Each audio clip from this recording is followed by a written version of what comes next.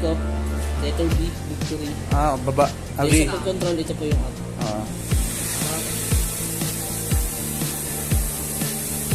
So, ikaw magko-control niya na umakyat siya. Pwede rin automatic. Paano automatic? Yung kanina? Yung automatic takeoff. Yung ginawa ko kanina, manual takeoff yun. Automatic takeoff. Isiset mo. Click mo lang tong arrow, then hold press. Then automatic na siya kaangat. 1 meter. Okay. Medyo marami kasing outside siya. Sa pag-control, ito yung up, down, left rotate, saka right rotate.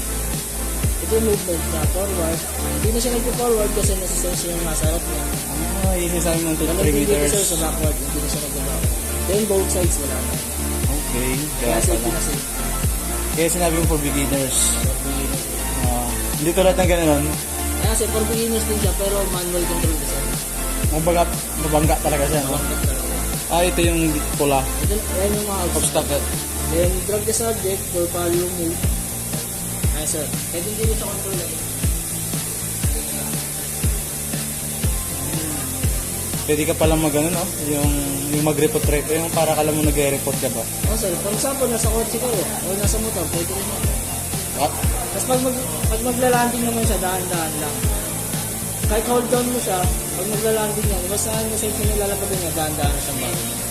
Yung iba sa kamay, ganun din yan, okay lang yan. Sa kamay yung pinaka-safety na pag-landing.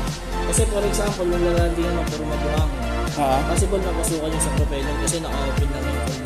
Ay, yan. So, ibig sabihin, bawal din pala sa ulan, mabasa. Bawal din siya mabasa. Kailangan pag magpapalibad tayo ng drone, hindi pwede din dito. Kahit yung mga mamahal namin sa vlog. So, ibig sabihin pala, hindi mo masasabing maasaan na, no? Kunyari, biglang umambon. May possible na... Kung hindi,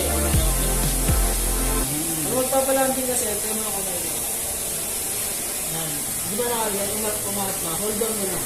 Kasi pag nasa isang kamay mo, dahan-dahan mo ito.